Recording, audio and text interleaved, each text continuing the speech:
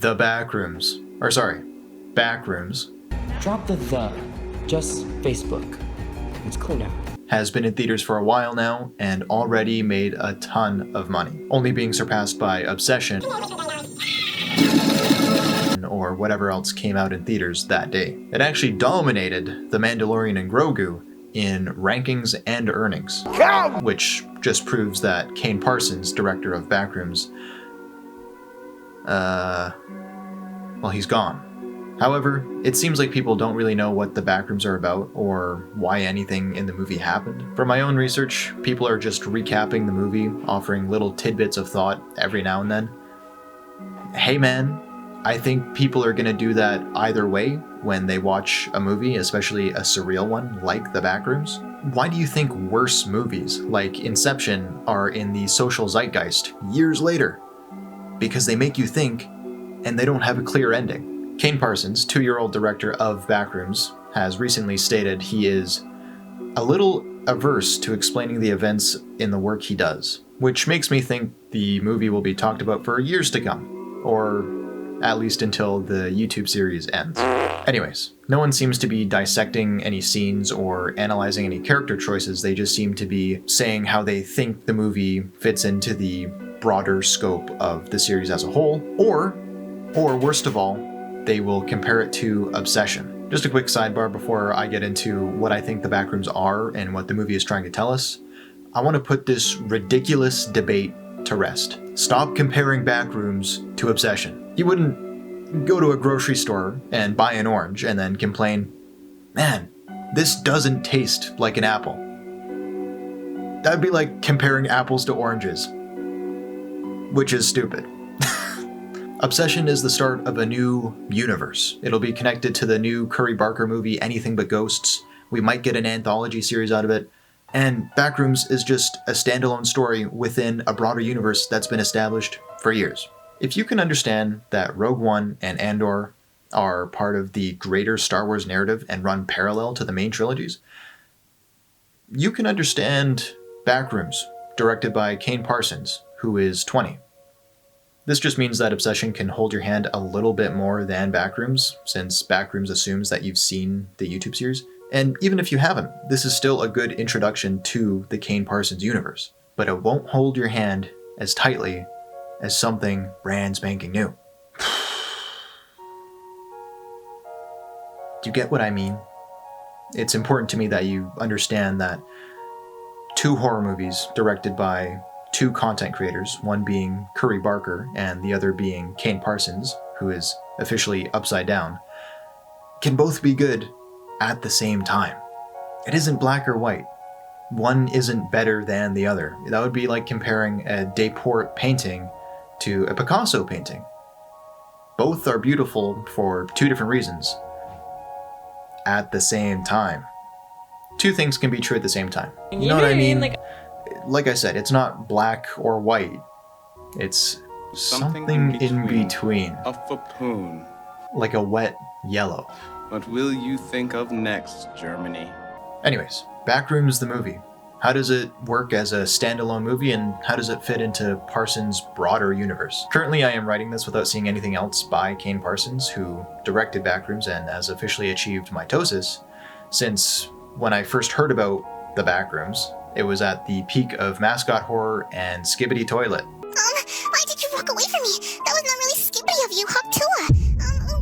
That was really not cool. You hurt my skibbity feelings. Foolishly, I thought the Backrooms weren't cool, since at the time it was inspiring a bunch of fanfiction and Roblox games. After watching the movie, I can safely say it was pretty freaking cool. And from what I can tell, there are 3 main characters. Failed architect and average department store manager. Dude, what kind of fucking knot is this?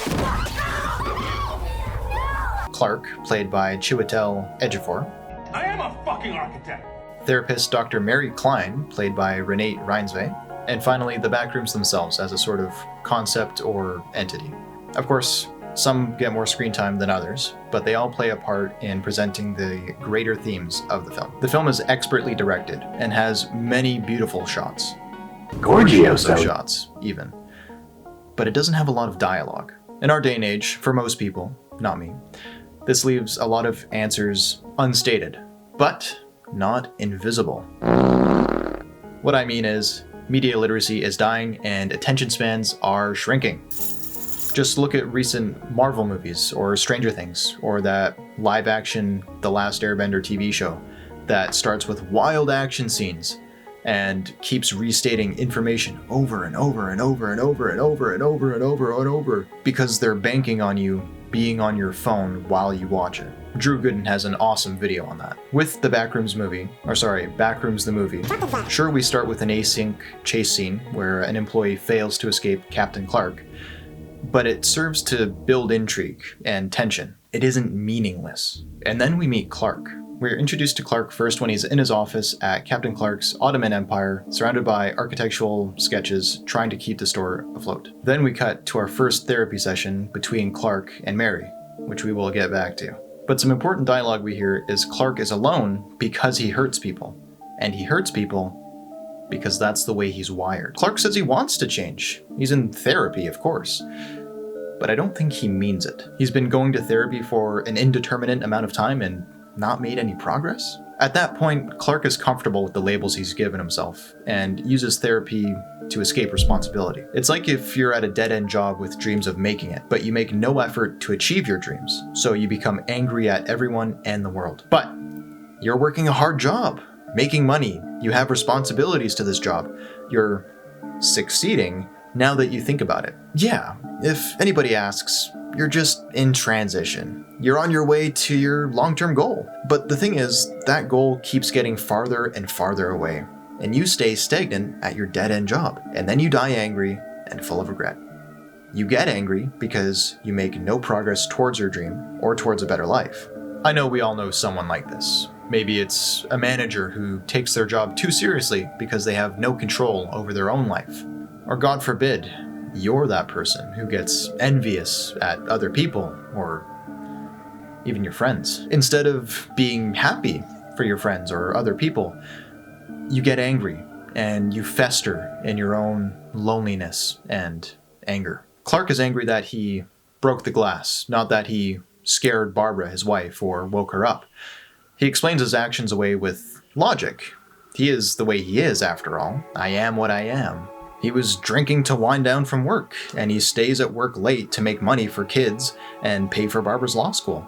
And he feels angry that Barbara doesn't work to help him, and actually, it's all Barbara's fault, because what if she leaves him after having a kid, and he has all the responsibility and the whole world is against him? So if you think about it, he deserves a drink. Just ignore the drunk driving back home. But in reality, no. He could have communicated sooner. He could have worked any other job. He didn't have to be the manager at a dying furniture store. He could have done a million other things. But no, he has employees that need him. He has a wife that relies on him. He's just in transition to being an architect. I imagine he sees himself as a latter-day George Costanza. I'm also an architect. I'm an architect. I'm an architect. I'm an architect. An architect. Besides, Stephen Coren has the highest of aspirations. He wants to be an architect. He's into architecture. Hey, just like you pretend to be. Why couldn't you make me an architect? You know I always wanted to pretend that I was an architect. Let me be the architect. I can do it. I suppose you could be an architect. I never said that I was the architect. Just something else.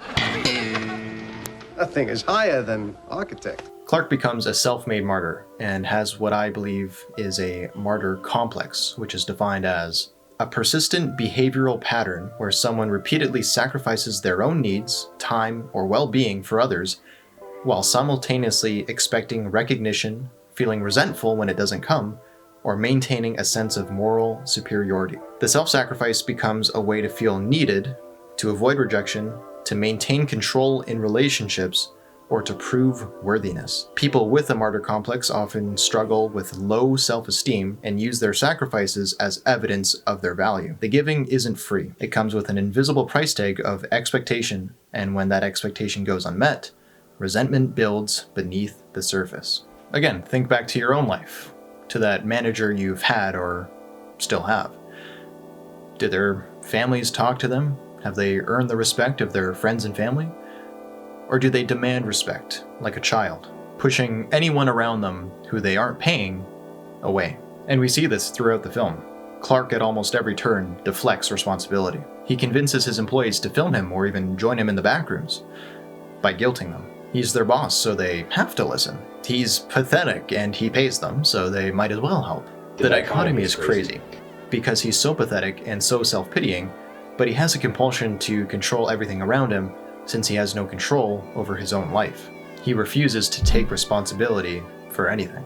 And all of these emotions under the surface of Clark's mind come forth under the surface of the store in the backrooms. But we'll go over that later. Now we have to talk about on first impression, there's something about Mary. The therapy session with Clark seems to be going well. Clark is making progress. She's helping him. If these sessions have been going on for an indeterminate amount of time with no progress, it makes me think that neither of these people want to change, that they don't want to get out of the loops in their mind that they've become accustomed to. We know why Clark refuses to change, but why does Mary refuse? Like I said before, we get tons of scenes with little to no dialogue, many of which belong to Mary, like when she's at the house party and runs away from the mother and daughter. This is of course probably due to her mother having some sort of paranoia and agoraphobia. That led to her keeping Mary locked in the house, convinced that they were out there and were no good. Until, of course, the house was demolished and Mary's mother was institutionalized. From the demolished house, Mary took the handprint that was in the driveway of their home. But what the freak does that mean? And why does it mean Mary also refuses to change? I believe that Mary became a therapist to help other people solve their own problems, while at the same time avoiding her own. Again, two things can be true at the same time. She was obviously traumatized by being locked in a home with a mother that frightened her. It clearly led to her developing the window metaphor, since she was never allowed to look out the window of her own home. Do you ever feel like you're living behind glass, watching life happen, but never really stepping into it? You can be the author of your own design, because we all deserve another chance to fulfill our dream. The moment you believe change is possible, you've already begun. It's never too late to forge a new path. Why did you do this to yourself? How did you get here? Your consciousness is a room full of memories that is constantly evolving. But as you walk through life, the untrained mind can start to build walls, put up barriers to protect itself from the outside world. It's a natural response, some things we are often unaware of. But if gone unchecked, it can leave you feeling trapped. You can become convinced that the world outside is better off without you, that you never deserved the relationships you've had, resigned to watch your life unfold from behind a lone window. I can help you open it now, because the window isn't locked. The latch was never broken. Are you ready to step through so that you can reclaim that which was once yours and take back control of your life? The life you want to be living, unburdened by traumas of the past, free of the confines you had built, and free to choose the path of your own designs. Wow. Lots of interesting info here. What I got from that was some pretty clear foreshadowing for the rest of the movie, and some pretty clear parallels between Clark and Mary. Both characters have put up walls within their minds to protect themselves. Clark with his martyr complex, and Mary with a sort of savior complex. Both characters occupy their minds with other problems instead of tackling their own issues. They both have their own windows, where Mary wants to step through and reclaim her stolen childhood and her mother, while Clark wants a life he feels was stolen from him, like that guy from high school who was always talking about how he could have gone pro. How much you want to make a bet I can throw a football over them mountains? Yeah, if Coach would have put me in fourth quarter, we'd have been state champions, no doubt. No doubt in my mind. You better believe things would have been different. I'd have gone pro. In a heartbeat. I'd be making millions of dollars and living in a big old mansion somewhere. You know, soaking it up in a hot tub with my soulmate. Or still wears a graduation hoodie 5 years later. While we follow Clark for the majority of the film, Mary serves as the opposite side of the coin. Clark refuses to change due to his narcissism and need to be pitied, while Mary seems to have run away from her childhood trauma, hiding behind helping others instead of helping herself. Both characters have been traumatized, either due to their own actions or the actions of others. Again, two things being true at the same time. Where they differ is how they deal with their trauma. Clark insists on lying to his therapist. I really doubt the glass just fell and wasn't thrown, and luring your employees in to either test areas of the backrooms or feed Captain Clark.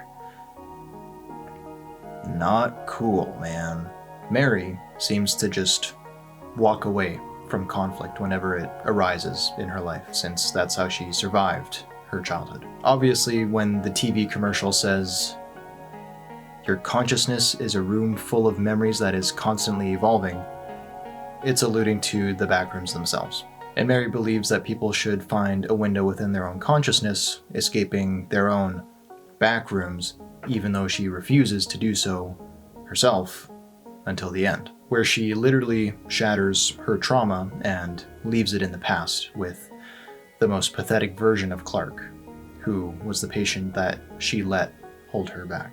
Clark's window is him walking through his room full of memories, finally taking responsibility for being an awful person and accepting he needs to change for the better. Instead, he gets shown a different window by Captain Clark, one where he can play pretend with the still lives and stay in his echo chamber or feedback loop of negativity that just reinforces, yeah, it's just the way I'm wired.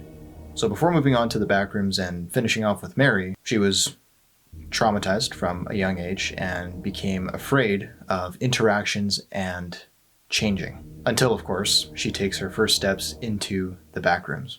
And this is either to free Clark, save Clark, or to see what a place free of responsibility looks like. If she went in to find a place that was free of responsibility, however, once she saw that the backrooms twist things and bring out the worst in you, she decided to change and refused to be comfortable in her misery and chose fight instead of flight. Also, if you liked the video so far, I would really appreciate it if you liked and subscribed. With the current political and economic state of the world right now, it would be really awesome. And we're on our way to 1 billion subscribers. So subscribe right now to be a day oneer.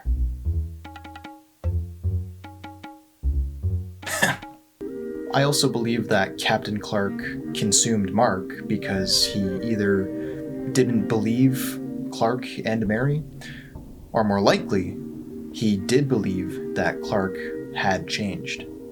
Let me explain. Since Clark accepts that he doesn't have to change, that in and of itself is a change, which Captain Clark doesn't like. Since Captain Clark is a copy of Clark's worst moments and thoughts, he doesn't believe he's bad or needs to change. He believes he is in the right and deserves the world. So when Clark says, "Okay, I'm a bad guy.